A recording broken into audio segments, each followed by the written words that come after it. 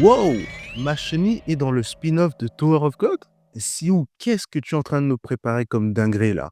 Bonjour à tous et bienvenue pour cette revue des chapitres 21 à 29 du spin-off sur Masino. Pour bien décortiquer ces 9 chapitres, parce que mine de rien, ils sont basses des choses, nous allons procéder en 3 étapes. Tout d'abord, nous analyserons l'évolution du scénario. Ensuite, nous discuterons sur les 4 passages clés de ce chapitre. Et pour finir, je vous partagerai mon avis global sur cette lecture. La vidéo, elle va être assez longue, donc installez-vous confortablement.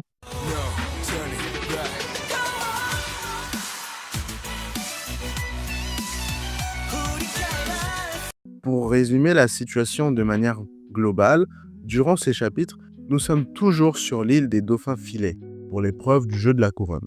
Masino a suivi le signal d'alerte envoyé par Neo, ce qui l'a conduit vers Mago et les anges. Mais avant qu'il ne puisse terminer son combat, un ange est intervenu pour lui proposer un nouveau test, encore plus complexe.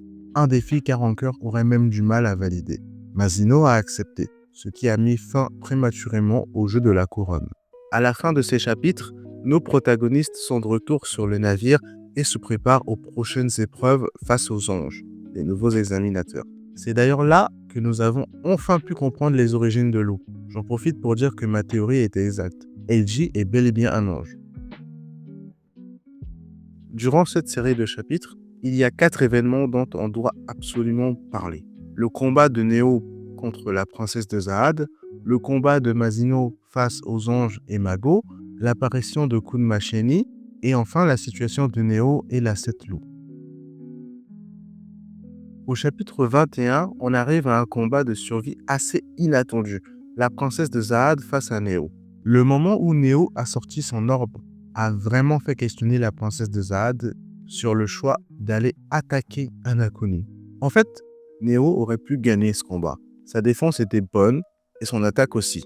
Après s'être pris le coup de flux de plein fouet, la princesse a ressenti les effets sur son corps presque immédiatement. Si Neo n'avait pas baissé sa garde, qu'il avait continué à préserver une bonne distance de sécurité et continué à infliger des attaques en continu, il aurait très bien pu gagner ce combat. Alors le point positif de tout ça, c'est que ça a permis d'attirer l'attention du taureau vers eux.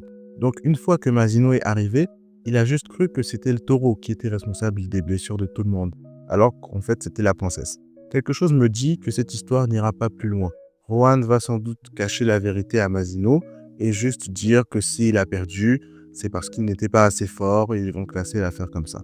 J'avoue que j'ai été surpris de voir le combat Masino et Rahab arriver aussitôt. J'étais persuadé qu'ils allaient encore le reporter une nouvelle fois. Donc quand je les ai vus sortir leur pocket pour contacter l'administrateur, j'ai compris que là, ah ouais, cette fois, c'est du sérieux. Sans grosse surprise jusqu'à présent avec Masino, ça a été un combat à sens unique. Mais cette fois, c'était extrêmement plaisant de voir Rahab goûter à la réalité. D'ailleurs, c'est juste une impression, mais Rahab m'avait l'air beaucoup plus calme au retour sur le navire. Yo! My boy's having fun! Oh, no fair, man. I want to party too. Oh, come on, let me get in this. All right. Here it goes.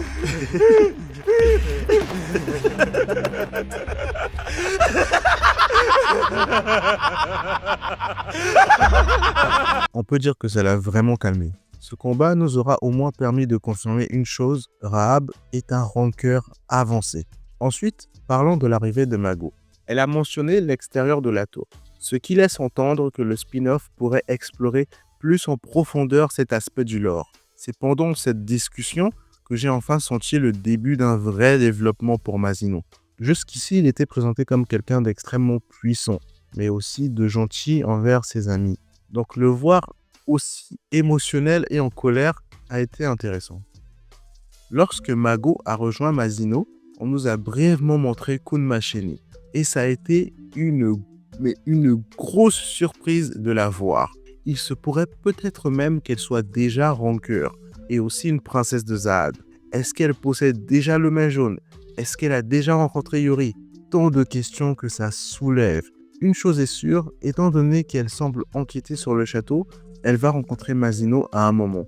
Et peut-être aussi la princesse de Zahad, ce qui nous donnera plus d'informations sur sa véritable identité. Pour la situation de Neo et Léo, je n'ai pas envie de rentrer dans les détails parce que ça m'a l'air encore assez flou pour l'instant. Lapis a mentionné un indice comme quoi Néo pourrait tout simplement être Léo. Et je ne suis pas sûr que ce soit si simple. Ensuite, on a eu plus de clarifications sur l'origine de Lou, qui est un être immortel maudit qui se rappelle de tous ses souvenirs après sa mort, alors que ses camarades meurent et oublient tout à chaque fois. Et dans tout ça, il nous dit qu'il se souviendra de Léo. À mon avis, c'est certainement une erreur de traduction. Il voulait dire « il se souvient de Léo ». Autrement, la phrase n'aurait aucun sens. En résumé, ces chapitres étaient excellents, même s'ils soulèvent encore plus de questions à chaque fois.